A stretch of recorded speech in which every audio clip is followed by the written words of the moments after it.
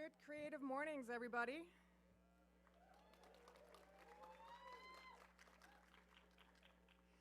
My name is Tina Roth-Eisenberg. I'm the founder of Creative Mornings and your New York City chapter host. And I'm welcoming you today on the ancestral land of the Lenape people. And we want to recognize the significance of Brooklyn and New York City for the Lenape people past and present. I want to say a super big welcome to our people that are tuning in on the live stream. I'm really envious that some of you are probably still laying in bed, cozy, so good for you. First off, a giant thank you to Debbie Millman, not only for being our host today and doing the interview with Dario, but also for making the venue happen. You are in the SVA Theater, which was designed and branded by no other than Milton Glaser himself, who once stood behind this podium. And Deb is not only the host of the OG podcast Design Matters, but also the chair of the Masters in Branding department here at the School of Visual Arts. Debbie built the Masters in Branding program, and it's the first and longest running program of its kind in the world. It offers a select group of students an opportunity to study with some of the most accomplished brand experts working today, including Debbie herself. So if this makes your heart sing, and you want to make a mark in the world of branding, please know that applications for the fall semester are due by January 15th, and we'll share what's involved with the requirements and everything in the follow-up email. So thank you, Debbie, for making the venue happen. Did you enjoy coffee and breakfast just now? Raise of hand, yes? Also, funny enough, we got our coffee got rerouted by the police through some tunnels this morning. It was really suspenseful. We didn't really know if the coffee's going to make it here. And are you one of the lucky ones that got a free headshot by MPB just now? Are you completely baffled at the fact that events like this are free? Me too. No, not really. But the secret is that we have generous partners that believe in the power of this community meeting up, and that help us cover the cost. And I want to thank our local partners. Harvest, they're just like us, a New York City-based company. They are our favorite time tracking software. So if you have to track your time, check out Harvest. They made something quite tedious, actually really delightful. And if you sell a product on your site, listen up, because in the follow-up email, you should look out for an article that we're going to share by Harvest, in which they break down how to turn first-time buyers into repeat customers. So thank you, Harvest, for keeping us on track, organized, and ever-growing. And then a big giant thank you to MPB, our local partner. They make it super easy to sell or buy used photography and video gear. So if you have some old lenses or cameras in your drawers, you know where to go now and turn them into cash. And how cool is it that MPB, yet again this month, offered free headshots? Can we give them a round of applause?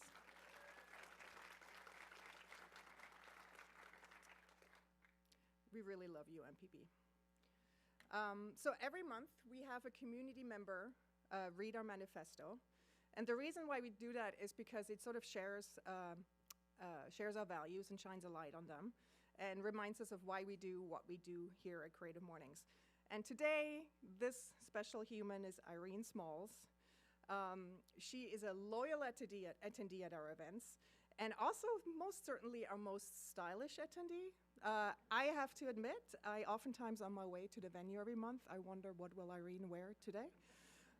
She's an award-winning author of 15 children's books, published by Little Brown, Simon & Schuster, and Scholastic Press. So give a big round of applause to Irene.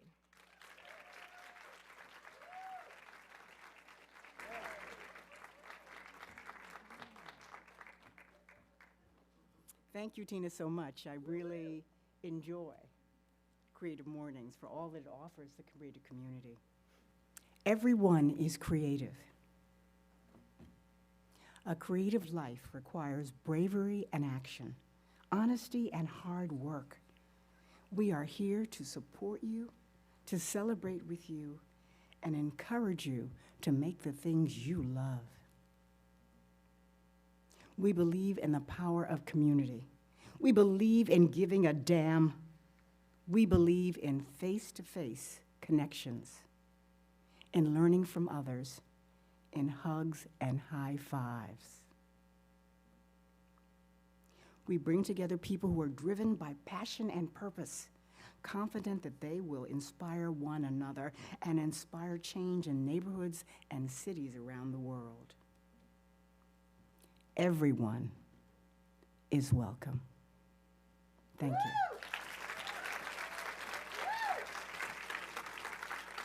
I mean, look at her. She's amazing. Thank you, Irene. I started Creative Mornings 14 years ago here in New York because I wished this was the community that existed when I moved here in 1999 and didn't know a soul. And it has since turned into a bona fide friendship engine. Each dot on this map represents a Creative Mornings chapter. There are 226 in 67 countries. Each dot represents a group of generous volunteers who put a lot of love and time and effort into gathering their local creative communities. Whenever I feel a tiny bit of disheartened by the state of the world, I look at this map. And it reminds me of myself and my team of the goodness that is out there. I believe that people are inherently good. I believe that people are inherently kind and generous. But what is lacking is spaces where this is the norm, expected, and celebrated. And Creative Mornings wants to be that space. I believe that the only way to a more generous, kind, and collaborative future is through realizing and celebrating that we're all connected.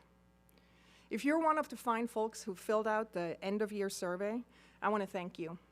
It's an absolute honor to see how you are invested in this community, how you appreciate and value what we do here at HQ. The past 3 years have been hard on all of us. They've been disorienting, uprooting, scary. But being the head of the world's largest face-to-face community that can't gather wasn't exactly super fun, to be honest. But guess what? It was our volunteers and hosts that showed me and my team the way, completely fearless, bold, and brave. It's community that carries us through hard times. Sometimes we carry, sometimes they carry us. And I want to give a shout out to my incredibly resilient team and all of our hosts and volunteers around the world who have not stopped believing in the importance of this community meeting up, whatever that may look like. In this coming year, you will see us experiment with new ideas to strengthen the foundation of our organization, so it will be around for 100 years. We will ask you for your input, support, feedback, contributions, and your patience as we find our way. I want to thank you all for coming out on this rainy Friday. You get extra kudos for that, for making time, for being present, for being part of what I believe is one of the kindest communities in this world. And I want to especially thank one of the companies that is to thank that we exist today. And we've been able to grow over the last 14 years. MailChimp has been our partner for marketing for the last 14 years straight. Anyone who works in partnerships knows that that is like some unheard of world partnership record. And it all started in March of 2009 when the co-founder of MailChimp, Ben Chestnut, sent me this email and asked if he could support Creative Mornings. At the time, it was just me running one chapter in New York, not even thinking I would ever grow beyond New York. But Ben saw something, and he believed in the magic. And please note the sentence, my team will poop their pants if they see we're teaming up in some way. Classy Ben right there. Who knew that this would become a 14-plus year dance and friendship? Partnerships like this are rare. They are special. So if you ever feel like giving MailChimp a shout out, don't hold back. Do it for me, do it for the community at large, and let them know what these events mean to you. So thank you, MailChimp and Ben. So now we're going to play a little game so we get to know our seat neighbors a little bit. I'm going to project sentences to the screen. If they apply to you and you can stand up, please stand up. If not, just raise your hand. Stand up if this is your first Creative Mornings event. Wow, welcome. I want you to know how welcome you are. I'll give you a hug afterwards if you come up to me. Stand up if you've spoken at Creative Mornings, because I've actually seen quite a few former speakers. And Numa, Victor from Chicago, Ida. Look at this is amazing. Stand up if you have filled out our end-of-year survey. Thank you so much. In the follow-up email, we'll send it out. It really helps us more than you can imagine, so thank you for taking the time. Stand up if you have made friends at Creative Mornings. Oh, friendship engine. Stand up if you have attended a field trip in the past. Yes, Alexa, look, this is your people. Stand up if you have hosted a field trip. Wow. Stand up if you have no idea what field trips are. All right, so field trips are our free, community-led virtual experiences where learning meets connection. I also call it a peer-to-peer university on our community. I'm personally dreaming that we will become the largest, most radical peer-to-peer university in the coming years.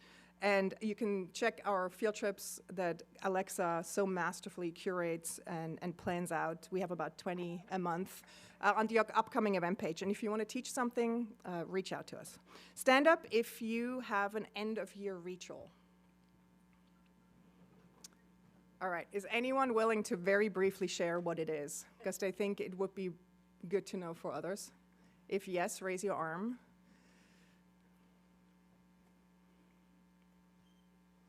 Hello, my name is Madhu.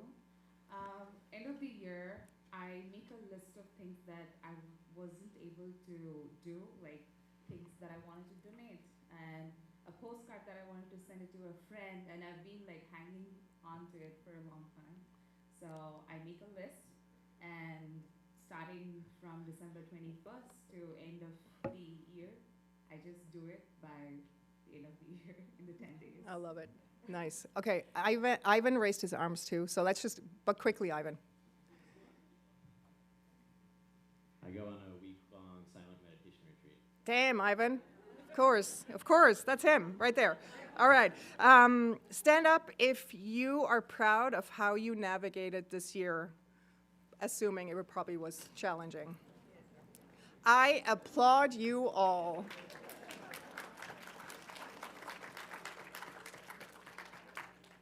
One of you gets a deck of cards right now.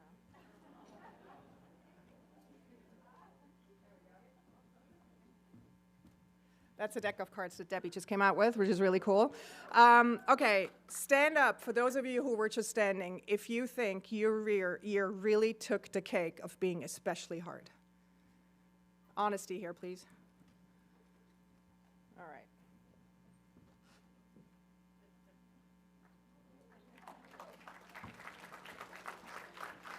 That's the Design Matters book by Debbie. That is so amazing, by the way. All right, so enough, just relax. You can sit now. We're getting to the main portion of our event. This month's global theme in the Creative Mornings universe is abundance. It was chosen by our Santa Fe chapter and is presented by MailChimp. And oh my God, am I excited to close the year with these two remarkable humans. About 2 months ago, I was invited to a dinner party by my friends Jake and Jenny and had the pleasure to sit across from Dario. Never have I met someone who so intently and presently listens and engages in a conversation. I started following him online, checked out his work, and kept uncovering layers and layers of magic, talent, and depth. What an absolute honor to have you here today, Dario. For those of you not familiar with Dario, he's an artist, urbanist, director, and brand consultant who happened to receive his master in photography from SVA, and he also holds a bachelor in psychology. In 2020, he made history as the first Black photographer to shoot a cover for Vanity Fair in its 106-year history with his portrait of Oscar-winning actress Viola Davis. And in 2020, we also saw the launch of his widely acclaimed podcast, The Institute of Black Imagination, featuring conversations from the pool of Black genius through the lens of the design. Welcome, Dario. And then there's a wonderful Debbie Millman, my dear friend and force of nature in the creative universe. I cannot think of anyone else who shows up in our creative community as generously as Debbie. She was named as one of the most creative people in business by Fast Company and one of the most influential designers working today by Graphic Design USA. Debbie's an author, educator, curator, and host of the podcast Design Matters. It is the OG of podcasts. the word podcast didn't exist when she started. She just put some sound files on the internet. It's one of the world's longest running podcasts, and she has interviewed nearly 500 artists, designers, cultural commentators since 2005. Debbie has really mastered the craft of interviewing like no other. So, Debbie, please take it away.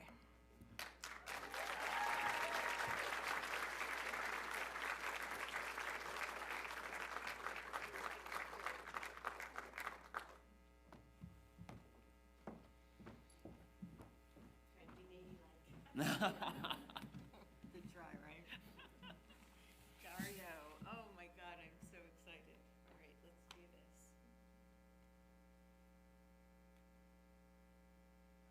And good morning, everybody. Good morning. Thank you all for coming out. Yes, thank you Really. for coming out in this terrible, terrible rainy weather, but we really appreciate you being here. As Tina mentioned, and Tina, thank you for that wonderful introduction. Thank you, Irene, for that wonderful, wonderful elocution of the Manifesto. That was so incredible. A hand for both of them, please. So this month's theme for Creative Mornings is abundance. And Milton Glaser once said, if you perceive the universe as one of abundance, then it will be. If you think of the universe as one of scarcity, then it will be. And Milton goes on to say that he always thought that there was enough to go around. There are good enough ideas in the universe and enough nourishment. Dario, you've stated that if there's an abundance of something, that you share it. Mm-hmm. Have you always had this mentality around the notion of abundance?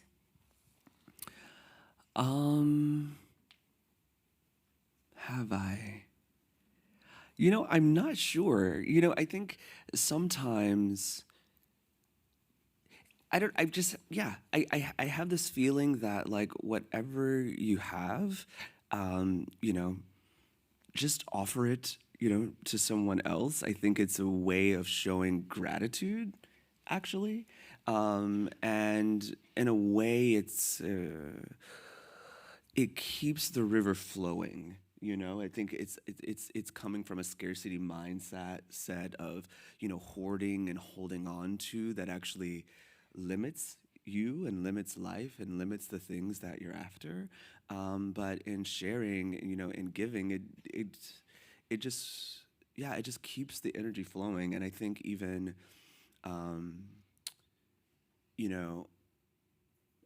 we were talking about the Institute of Black Imagination, and it all started with me inheriting 2,000 books from a famous artist, Jeffrey Holder. And, somewhere on the inside, I was like, oh my God, like I would love to just be lost in these books and hold on to these books, right? And pull from them and reference them. And I don't even define it, but something inside me knew that I just couldn't. Right, I had to share it. Like I had to share this knowledge. I needed other people to have access to this information, and so that actually what undergirded the Institute of Black Imagination. So yeah, I think there's just something inside that says, yeah, give. You have an abundance of identities. And we talked about identities a little bit before our interview. You're an artist, a photographer, a sculptor, a writer, a podcast host, a teacher, a show and casting director, and the CEO of the Institute of Black Imagination, all of which I'd like to talk to you about today. You've said that you think we all have multiple identities, but because we often align ourselves to specific identities and professions, it keeps us from other modalities of being. Mm-hmm. And I was really intrigued by that notion because it's sort of the opposite of abundance. Mm-hmm. When we are holding on to an identity, it forces us to remain sort of intact as opposed to growing and evolving. And I'm wondering how you were able to break that trap and sort of have these expanded versions of yourself. Well, one, I have to, first of all, thank my parents. My parents really allowed for me to simply be curious and explore all the things that I found interesting. If it was, microscopes or telescopes or chemistry sets or piano lessons or karate, I was able to explore all of these things. And I think on some level, it came down to just pure curiosity. If I'm being totally honest, I'm just really fascinated by what is possible. And, you try some things and they don't work out, and you try other things and, they resonate and you want to go with it. And so that's something that I've done. I've literally just followed things, that I was interested in, most of my life. And luckily, supported by my parents, and supported by friends and communities that have allowed me to do that. You grew up in North City, Missouri, which is in the suburbs of St. Louis. And you've talked about how you were raised in a predominantly white neighborhood. Your father is a pastor, but also a substance abuse therapist. Mm-hmm. And your mother is a nurse, but also a seamstress. Now, is it true she sewed all your clothes? She didn't sew all of my clothes, but she sewed a significant portion of them, particularly my church clothes. And if I don't know how many people here grew up in a Black Baptist church. Raise your hands. Okay, so you all know what the pastor's anniversary is. And it's something that we have every year, and we would, get dressed up and whatever, and my mother would literally allow me to imagine and design whatever I wanted. So I remember one year, MC Hammer was huge, in the 90s, and she made me this incredible MC Hammer suit with the big baggy pants and the bolero jacket. And I had one of those too, by the way. Oh, okay. See, I actually just met him last week in San Wow. Francisco. Random. He offered me a Mentos and said he wanted my boots. As one does. I understand that your mom is quite the style maven and instructed you on all the do's and don'ts of dressing. She taught you things like your belt should always match your shoes. Was wondering if that was still the case. No here. belt. Do you still heed her sartorial instructions? Actually, she now heeds mine. She sends me photos from dressing rooms. She's like, oh, what shoes should I wear with this? Bracelets, earrings. Yeah, so it's interesting. My mother and I have always had this style dialogue for most of my entire life. And even when she was sewing, that was our connection. She would, I got it honest. I'm also a procrastinator. I'm trying to be better. How, with all of those multi-hyphenate titles, can you possibly think you're a procrastinator? I don't know. I'm always just well, actually, I'm actually much better. But my mother would be up until 5 o'clock in the morning, sewing my sister's cotillion dresses, and I would just be sitting there watching her. Our basement, you can open the door and the stairs go down and it's open. And so I would just sit on the stairs and just watch my mother sew until 5 o'clock in the morning. It was just this thing we had. My mother was also a seamstress. She made all of my clothes growing up. We had no money, so that was the only way that I could get any kind of new clothes. I learned how to sew as well. I just want to let you know, bragging a little bit here, everyone. I won the Home Economics Award in high school because of my sewing ability. My red corduroy overalls were among the most popular of my constructions. Just letting you all know that. I had an applique butterfly embroidered on the front panel. She also taught me how to draw because she used to draw images of all the clothes that she made. Because she was a professional seamstress, she made clothes for other people. She would draw those outfits. you've stated that the women in your family were some of your early influences and inspired a bona fide interest in the worlds of art and fashion. But you also come from a family of musicians and have said that you discovered your voice as a tool of expression at a very young age. And I'm wondering if you could talk about what that means and how you were able to do that. How was I able to do that? It's it's interesting. It really started in elementary school. Growing up in a creative family, and yes, my grandmother, my paternal grandmother, I really consider like the font of all creativity. She was also a singer, played piano, a writer, a ceramicist, and all of her children, including my father, have tons of these gifts, and they talk about them and things like that.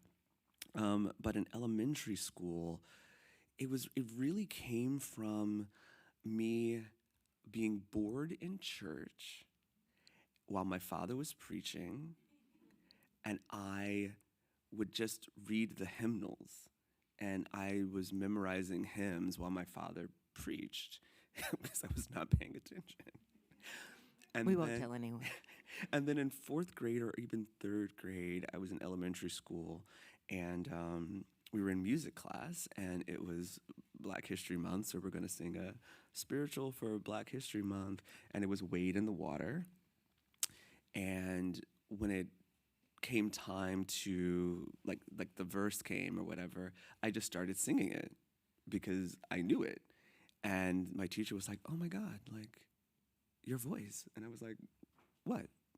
And she was like, "You need to sing the solo for the program or whatever."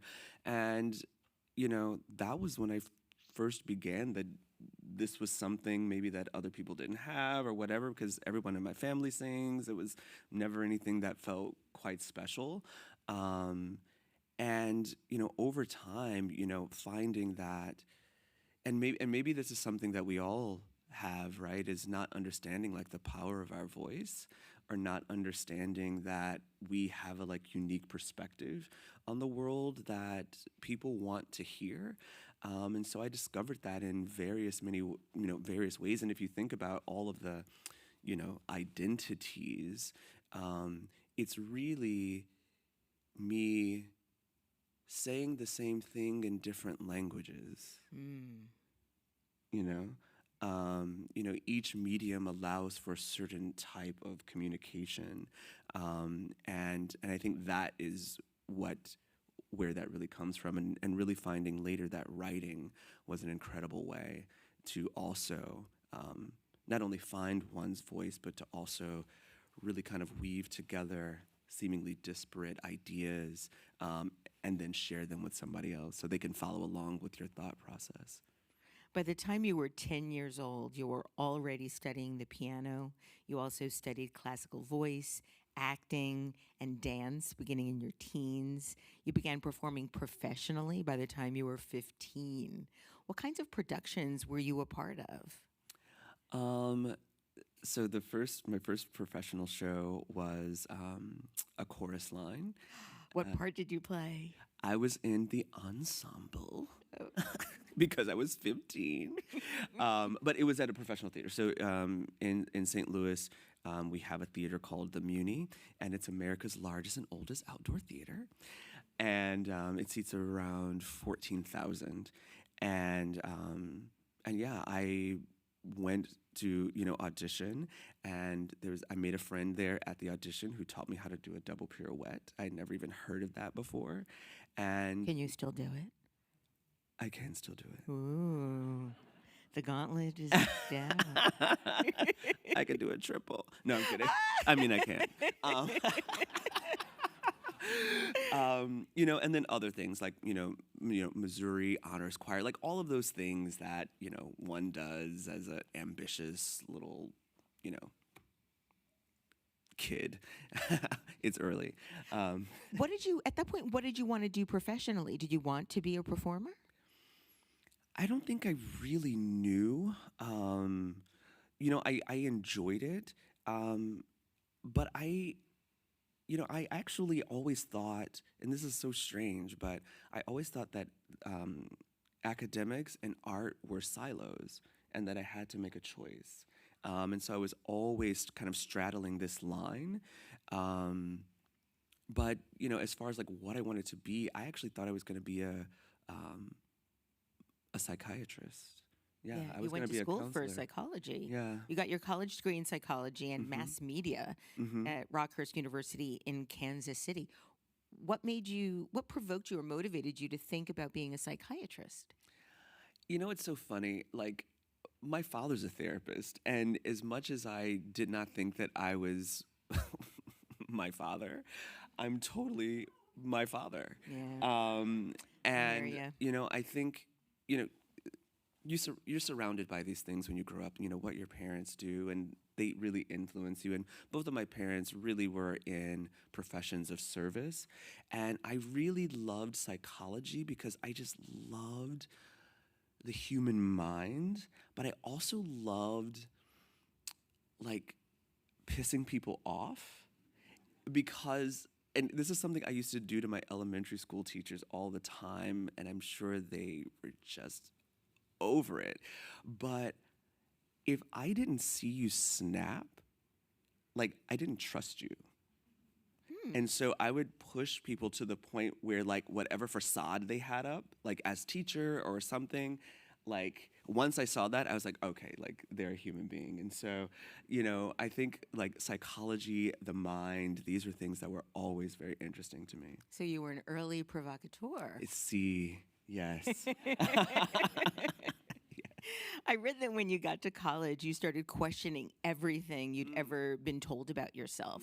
This included your own sexuality, what it meant to believe in God, and even music and art. What type of epiphanies did you have about who you were? It was, so I went to this small Jesuit school called Rockhurst University. There were a couple of things. One, I remember we were in maybe art history class or something like this, and we were learning about the Hagia Sophia in Istanbul. And I'm sitting there hearing about this amazing, what we would call a cathedral with, the largest man-made dome. And I'm like, why am I just learning about this? I was like, I was a good student and I'm curious, and why am I just learning about this in college? And I'm like, and this is a very specific school, right? Like, I'm like, if I was maybe at a different school or maybe even like a state school, we may not even be studying this. And so it opened up that there was this entire other, I started to see the limits of my education, which I thought was vast, and started to see the very Western European lens through which I was educated, right? Yeah. And then you start thinking about, oh wait, I was getting up at 6 o'clock in the morning for AP European history. And we didn't talk about, the Eastern world. We didn't talk about these things. So I'm like, and I think it was really upset. Like, how could this have been kept from me? Like, what are you talking about? But I would say the biggest epiphany, so again, my father's a pastor. I grew up in the church. I was taught that the Bible was the unmitigated word of God. It was from his mouth to the page. And we had to take theology. And the teacher asked us to bring the American Standard Bible to class. Now, if anyone here grew up in the church, you know that there's multiple versions and multiple, translations of the Bible. And if you have the wrong translation, you just kind of like make it work. And so I was just like, I'm not buying no new Bible. I'm just going to bring this good old King James to class. Like, it's going to be fine. And then the teacher says, turn to 2 Maccabees. And I was like, I'm sorry, what? I mean, I literally like looked over to another student and I was like, wait, what? There are these other books of the Bible? And nobody told me, right? The Apocrypha, 1st and 2nd Maccabees, the Book of Wisdom, the Book of Light, and, then we're learning about, Martin Luther and, them taking, anyway, I won't get into the construction of the Bible. Please do. I mean, we don't have a lot of time, the Septuagint, but for me, it all came crumbling down. It all came crumbling down. Because that was the one thing, right, that culturally was the through line of my entire life, of my community, of my identity. And all of a sudden, the ineffable had a chink in it. And like any information that we learn, we're walking through the life, we're walking through life with certain paradigms in place, kind of like a room. And when something new is introduced, either you rearrange everything to make space for it, or you reject it so that everything stays the same. And the easy thing to do is just to reject the new and let everything stay the same. But that was an undeniable thing, right? And so to let that in, everything had to change and everything came into question. And then I saw the hand of man and what I thought was the hand of God. And not only that, I remember talking to my father excitedly about these books that I had discovered. And I was like, Dad, like, oh my God, like I was reading like the Book of Wisdom, like it's amazing, like you'll be able to like find some really great sermons out of these scriptures, like this is amazing. And he was like, oh no, those are the forbidden books. How did you manage through that type of conversation? Well, I also started to see that religion and those who were like leaders in upholding it also weren't interested in the truth. They were interested in maintaining, right? And I was just like, but if you are who you say you are and you're about like this life, like if you got new information about something that you're passionate about or you love, like wouldn't you want to know it? Wouldn't you want to share it? Wouldn't you want to enlighten other people? And there was just like wall of rejection to it. And I was just like, oh, okay, got it. So even this isn't as real as I thought it was. And so, yeah, so, when the core of your kind of existence or faith is shattered like that at 19, everything is up for question at that point. How did that impact the type of work you were making?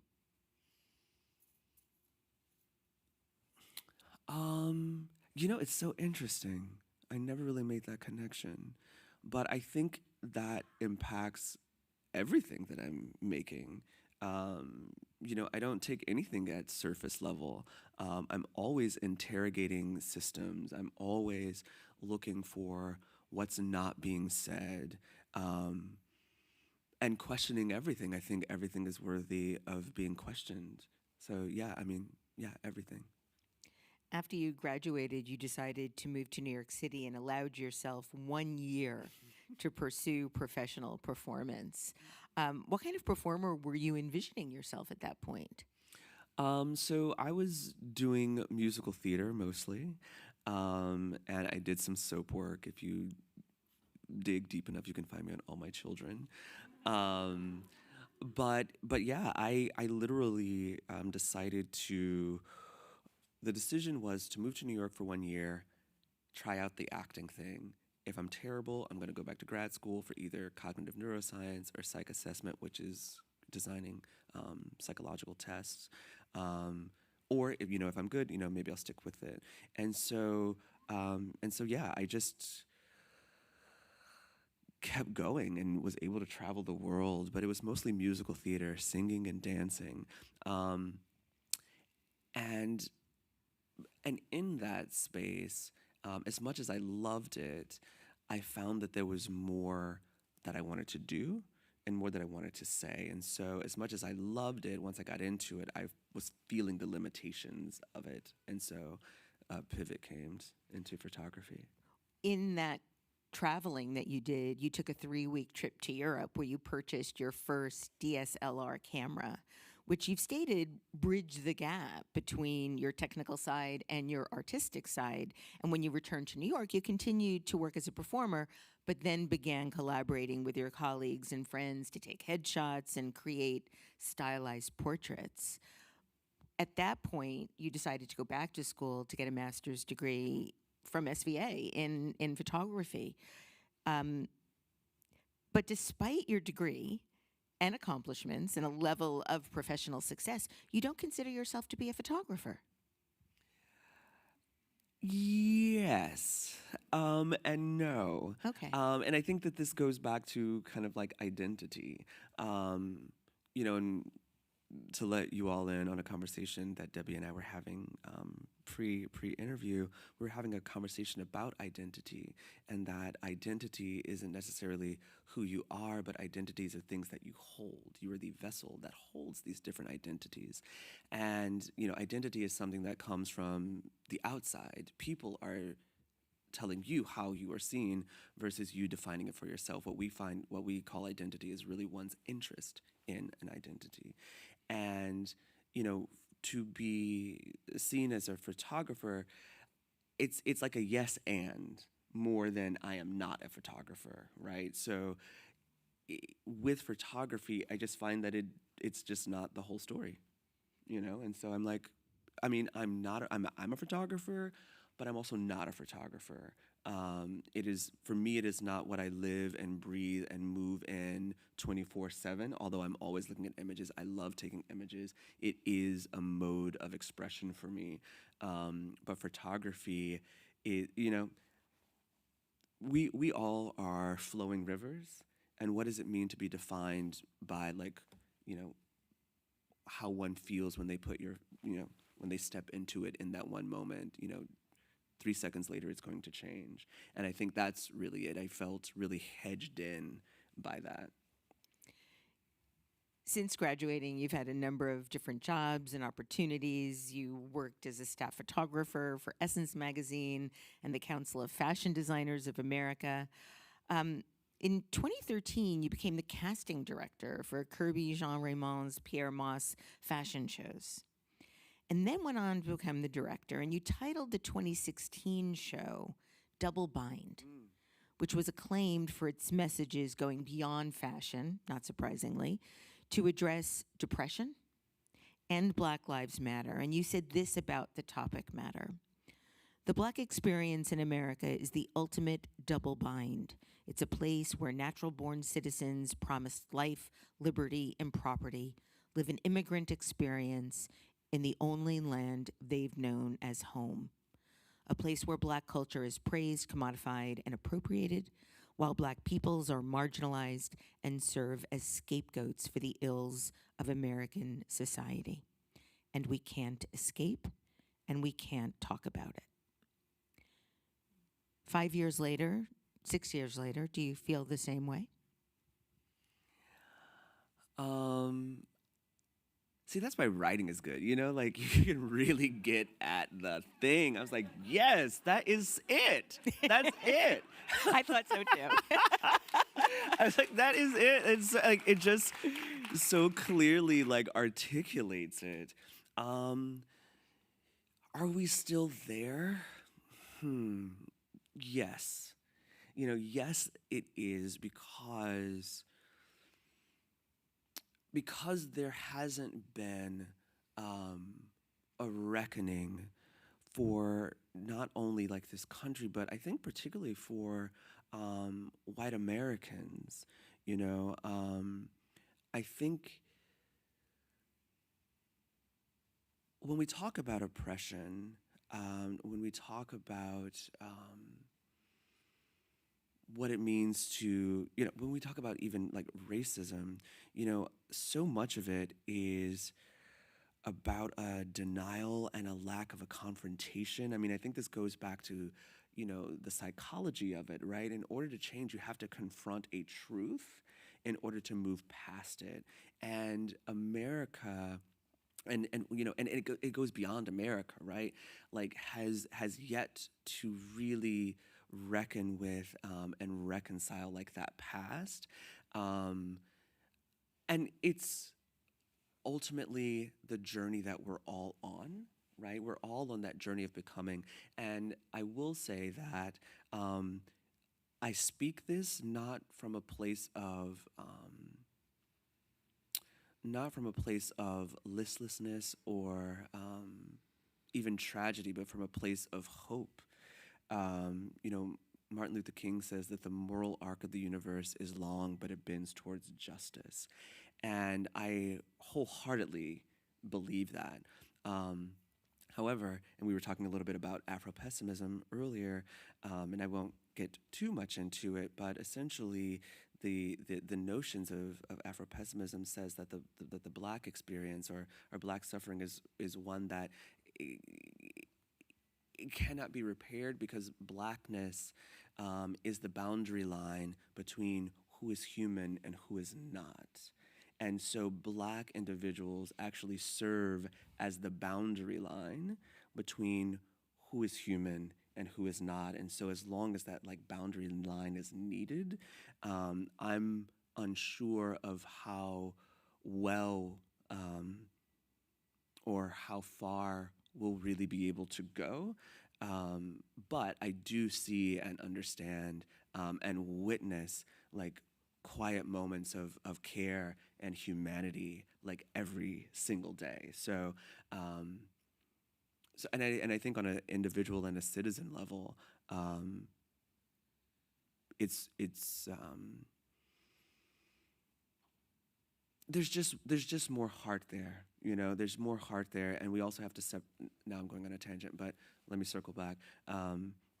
I just want to say we do also need to separate the citizen from the state, right? Because state actions and institutionalized parts of racism make it sometimes really difficult for individuals to act in the way that they want to. So Absolutely. We're also dealing with systems, right? And this kind of goes into design. Was this part of your decision to create the Institute of Black Imagination? Yes. So the Institute of Black Imagination, like I mentioned, came about with me inheriting these 2,000 books from Jeffrey Holder. But also really seeing, if we want to get to the why, is still in New York. So you mentioned that I, grew up in the suburbs and it's predominantly white neighborhood, but we started out in East St. Louis, which is where my parents are from, which is on the other side of the river. And if you can Google East St. Louis. It's a really great case study on geographical racism. But I grew up with, my cousins, 4 blocks away from me, and I moved when I was 5. And as I grew up, I really began to see firsthand what environment does to life outcomes. And I started to see our lives diverge. And, I got to exist in this place of abundance and resources. And their lives took, a very statistical route. And for me, this is really what undergirds the Institute of Black Imagination, because it was very clear to me that it was designed. It was designed. Where we grew up was not designed for us to thrive in. It was not designed for us to dream in. It wasn't designed for us to imagine in. And I also saw what was possible when one just had access to resources, to information, to tools. I'm a witness of it, right? I am a product of it. And so when creating the Institute of Black Imagination, it's what does it mean to create a space to give access and resources to individuals to allow them to dream, allow them to imagine as well? In 2020, via the Institute, you developed a podcast to incorporate Black and Brown voices around broader concepts of design. And in a recent episode with anti-disciplinary designer Adam Sally, you stated, "Design is a tool we use to bring our thoughts into space-time." Mm-hmm. One of the most beautiful lines of yours that I've read. And I'm wondering if you can talk a little bit more about what you mean by that. Sure. It's my favorite topic.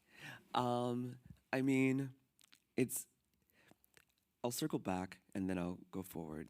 In 2016, I was in Athens, Greece, and I heard this phrase during this conference that all design is predictive, meaning that the designer is predicting or dictating how an end user is going to interact with any given design. Rarely is there a modular or an adaptive function on the user end. And it was like a throwaway line, but it completely changed my life. Like I literally walked out and looked at the world and realized that this was all designed. And it was in looking back at your childhood and the sort of divergence between you and your cousins, it's. But literally, Yeah. I mean, and it sounds so basic, and we know it. But like everything you're looking at right now was once an idea in somebody's head. The shoes, my pants, this stage, the sidewalk you walked on, the subway you took, the streets, this building, the lights, your glasses, the microphone, my gloves, the table, the cup, was all immaterial. I mean, there's a lot of creative people here, right? And so you know what it means to bring an idea and translate it into space and time. And so for me, I was like, oh, that is what design is. It's the series of mechanisms or processes to bring thought into materiality. And then, I asked the question, I was like, oh, well, if this is all designed, then who designed it? And that's also a pretty easy answer. And then we realize that we're actually living in embodied ideals. We are surrounded by thought, literally, solid thought. We are moving in thought at all times. And so then what does it mean to then open up that lane for other individuals to dream and imagine? And what I also love about that concept is that it makes the world feel really light because it's just thought. It's just an idea. This building is just an idea that's no more valid than the idea that you have in your head right now. The monarchy is just an idea. You can literally just think of something else tomorrow. Right? Seriously, Yeah. and so I mean, the world, it's incredibly powerful. the world doesn't feel so heavy. You're like, oh, you can just change your mind. That's what happened in COVID. Yeah. Everyone just had to change. And it was crazy how swift. You're like, oh, we could just make another choice. And for me, like that, I think is extremely powerful. But yeah, it's just a translation, of thought into space and time. Yeah. Dario, in 2020, you also made history, as Tina mentioned in her introduction, as the first Black photographer to shoot a cover for Vanity Fair in its 106-year history, which is just so heinous in so many ways. Nevertheless, you made history with your portrait of Oscar-winning actress Viola Davis. You didn't know you were the first Black photographer to shoot a cover for the magazine until you asked. Did that surprise you? It surprised me. I couldn't believe that in 106 years there was not one. Not one. It's interesting. Was I surprised? No.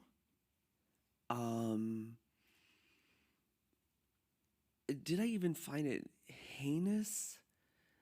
No. It's like if you know American history, is this a surprise? Talk about for me, I'm predictive. just like, Yeah. I mean, and I wasn't even upset. Like, it wasn't like, it's interesting that I meet so much outrage when people hear that, and I'm like, Yeah. like, Why are we surprised is really the question, right? you know what I mean? Yeah, I do. And I also really took it as, this is a team of people, because it also wasn't reactive, right? So I'd been shooting for Vanity Fair for a year prior to, so it was, if there are any photographers in the room, it was almost a very traditional kind of photography progression. Working for a magazine, you start shooting front of book portraits, you start, doing other things, and you kind of work your way up to, hopefully a cover. So outside of the kind of historical and racialized context, it was pretty kind of straightforward in that regard. And also that they weren't choosing me in reaction to, right? Like, it was like, no, we've been working together for a year. And I think it also it's early, so my mind is like all over the place. But, you know, I think it's important for us to understand. I shouldn't say that. That sounds super condescending. I think that it's a truth for us that none of us created the world that we find ourselves in. We all inherited this. We inherited these systems, these ways of being, these thoughts, these social constructs. There's not one individual in this room that is directly responsible for anything, right? Including the team at Vanity Fair. They can't speak to their history, right? They were not even alive when the magazine came. And one of my favorite questions of the 2 pages on my website, because I can't, but on the contact page, it has one of my new favorite questions is, what will you do now, knowing what you now know? What will you do now, knowing what you now know? And ultimately, that's all we can be responsible for. Your portrait of Viola Davis was monumental not only because of its beauty, but also because of what it represented. It wasn't just a photograph, and you credit the pose for the image to Black women artists such as Lorna Simpson and Carrie Mae Weems, who often photograph subjects from behind. But it also referenced another significant photograph, which we've been hearing quite a lot about recently, but this was actually before any of that sort of came to the cultural zeitgeist. Can you talk a little bit about the reference? Yeah, so for those not familiar, I referenced a portrait of Peter Gordon. It's called Whipped Peter, and it's a pretty famous image of a runaway slave with scars on his back. And, you know, in doing research for anything that I'm doing, you know, I keep just a catalog of images, thousands and thousands and thousands and thousands of images. And when I get an assignment, I just go through them, and I don't even think about it. I just start pulling things that make sense, that resonate for some reason. And that was one of them. And I actually found the image to be, like, at least his pose, to be one of, like, strength and, like, quite beautiful. And it was actually quite a fashion pose, you know, because he's really trying to show, like, the scars on his back, you know, outside of the just horrific nature of the image. But I was also challenged. And I actually don't think I've ever spoken about this, but Samira Nasir, who's now the editor-in-chief of Harper's Bazaar, was still the fashion director at the time of Vanity Fair. She was making her transition at the time. And I was showing my reference images and my mood boards, and she's like, you know, I just want to challenge you to also think about women and how women want to be, you know, represented, a modern woman, you know, in this world. And so, you know, we all walk through life with certain privileges, right? And I get to walk through life as a cis male presenting individual. I am not, you know, a woman, nor have I lived that life. And so that, for me, was one of checking my own privilege, but then 2, realizing like, oh, actually, I need to go to see how Black women represent themselves, how they want to be seen. And so that's when I really went back in and started looking at the work of Lorna Simpson. I mean, familiar with, but like researching again the work of Lorna Simpson, Carrie Mae Weems. And I started to see this, Alma Thomas as well. I started to see this repetition of like the face away from the camera. And I thought that was really interesting. I was like, what? And it was crazy because when the cover came out, so many people were also comparing it to the Simone Biles cover that Annie Leibovitz did for Vogue a couple of weeks prior to, and they were lambasting it. And I did not think that was going to be the reaction. I was like, here's another image of a Black woman with her back to the camera. Yeah. That's they weren't actually lambasting Dario's image, just to be clear. Oh, yeah, Annie Leibovitz's. Yeah. And so that's actually what I was thinking about. Well, you've you've said that your shoot with Viola was a love letter to Black women, but I actually think it's broader than that. I think it's a love letter to humanity. But part of the issue that arose with the comparison of the Simone Biles photo to your photo of Viola Davis was the issue that some white photographers have shooting non-white skin.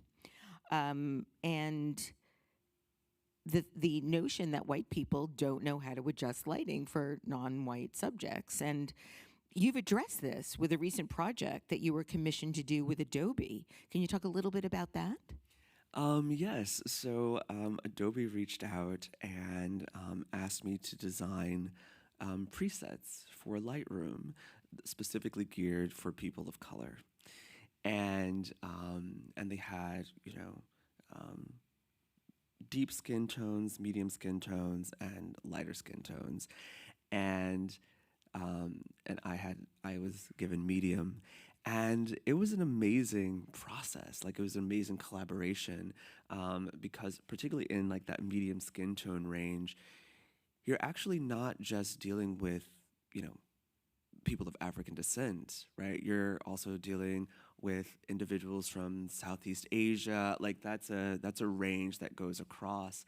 And it was really, really beautiful to really explore and work with a team that was extremely excited, super helpful, extremely generous, to really get down to the nuances of what it means. And I think, that the critique of white photographers is just a lack of sensitivity, right? It's just a lack of sensitivity to nuance. And I think even with Annie Leibovitz, who I actually admire her photography, and I think she's an incredible photographer, she just has that filter she puts on everything to make everything look like, you're in the 1800s, in, like a Emily Bronte like situation, and it makes, white folks look, aristocratic and windswept, and just makes Black people look ashy. And so it's like, just make that the sensitivity to adjust, right? And I think, and what undergirds that is also like love, right, and care, right? Like I see you, and I want you to look your best, despite my voice, despite the way I want you to be seen. And it also gives us the ability to have an abundance of viewpoints. Absolutely. Dario, the last thing I want to talk with you about is your fellowship. The last? Yeah, okay. Unfortunately. I wish we had another hour or more. You're wearing this hat that says Loeb on it, and you have a Loeb Art Lab Fellowship with Harvard University. How did this come to be, and what kind of work are you doing in the fellowship? So I am, yes, at Harvard doing a Loeb Fellowship right now. And to quickly explain about the Loeb Fellowship, it's a fellowship. They choose around 9 to 10 people from around the world, working in and around the built and natural environment. And, my work, in defining design, I think so universally and broadly, it allows for different entry points to talk about design. And so the fellowship allows you to take any class you want to at Harvard and MIT for and a you're year. taking like 8 classes? I went down to 6. Oh. And so I'm exploring design through all of these different lenses. So, taking classes in, urban design, also 3D printing and robotic with ceramics, additive manufacturing, taking Latin, because for me then language also becomes design, because language is also a tool that you're using in order to translate your thoughts and speak to your own reality. And like any design tool, it allows for and disallows for certain things. And so for me, wanting to get to at least one root, there's multiple, but like getting to the core understanding and the meaning of words for me was really important. And then also taking classes, at the Kennedy School, philosophy of technology, adaptive leadership, which is really looking at, philosophy of technology, looking at society and the state from a systematic level through the lens of like Marx and Heidegger and Hegel. But then also, leading from the inside out, which is about, we spoke earlier about identities. What are those lines of code that we've been taught about ourselves? What it means to be a woman, what it means to be a man, what it means to be Black, what it means to be American. And seeing that we are all individually operating algorithms that are made up of these codes. And so for me, that's also design, right? What it means to be a woman is a design construct that was designed before you got here, but was not designed with you in mind. Right. And so what are the limbs, what are the legs, the feet that you're cutting off in order to fit within this pre-existing design construct, right? And I find that so many of our frustrations, I think, in life, in the world, internally, are about that friction between who we are, the core of our essence, versus this meeting of this pre-existing design construct. And I think that even goes back to why being defined as just a photographer is like, I have hands and legs, like, you just want the trunk. What makes it easier for other people to create the construct of who you are? And I'm not interested in reducing myself for other people's level of understanding. Bravo, bravo. There's a really great word, procrustean. Do you know this word? No, I don't. Procrustean. It's actually that act of needing to literally sever your limbs in order to fit into something. And the morphology of it is, there's a Greek myth of this guy Procrustes, and it's called a Procrustean bed, and it had a certain length and height, and he would tie you down to the bed, and if you didn't fit, he would just cut off the parts of your body until you fit onto the bed. And Sounds like an episode of Criminal Minds. So it's Procrustean, yeah. How do you see what you're learning influencing what you're making? Oh, I can't wait, actually. So for me, this process has been really one of ingestion and seeing how it will inform. So I haven't really focused on the doing so much, but more on the taking in of input. But what I'm excited about really is just to have more vocabulary, right? Just to have more vocabulary in order to speak to the things that I see, in the world, and be better at translating them, to other individuals. And so that's really, what I'm up there doing is, I say I'm just up there putting more arrows in my quiver. Dario Calmese, you are remarkable. I want to thank you for making so much work that matters, and thank you for joining me today on this very, very special episode for Creative Mornings at the School of Visual Arts Theater in New York City. Ladies and gentlemen, the remarkable, the brilliant Dario Calmese. My absolute pleasure. Thank you. Should I give you the mic?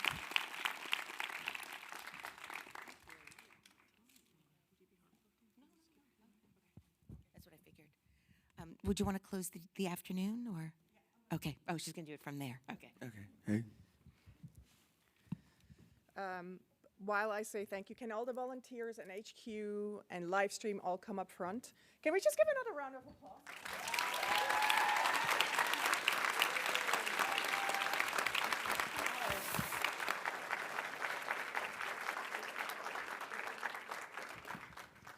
Wow, didn't I tell you that was deep? Come on, everybody, come on, volunteers, come on up, come on up. While they all come up, I'll let you know that next month we're going to start the year out strong with Maria Popova speaking on January 13th at the incredible Ethical Society venue on the Upper West Side. I want you all to come. I want you all to bring a friend, because that venue hosts 800 people, and I am determined to start out strong and fill that space. Raise your hand if you promise me to bring a friend. Thank you. I'll hold you accountable, everybody. All right, but now I want to just say thank you to all of our volunteers, to the photographers, the breakfast people, the check-in people. Without our volunteers, these events could not happen. And Connie, where's Connie? Connie, are you hiding? Connie's back there. She's been filming our events for years. Because of her, you can watch this talk again. Monty has photographed us. I think, where are you, Monty? Is she here? Oh, she's over there. Shy, not coming on stage. And then thanks to Kyle and Matt, we have a live stream, so all of you at home, I hope you're applauding right now. And I want to also thank Patrick, who's remote supporting us for the live stream. Thank you all so much. You make this engine of generosity happen, so thank you. One more round of applause for our volunteers. And then Debbie, can we all give like a standing ovation, round of applause for the person that Debbie Millman is in this world for making this happen.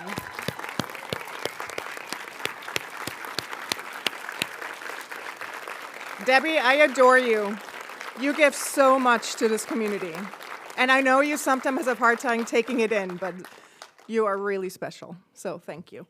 All right, and I want to leave you with a quote. It's by Rumi. Try not to resist the changes that come your way. Instead, let life live through you. And do not worry that your life is turning upside down. How do you know that the side you are used to is better than the one to come? Have a wonderful end of year. Thank you for being part of this community. See you next year.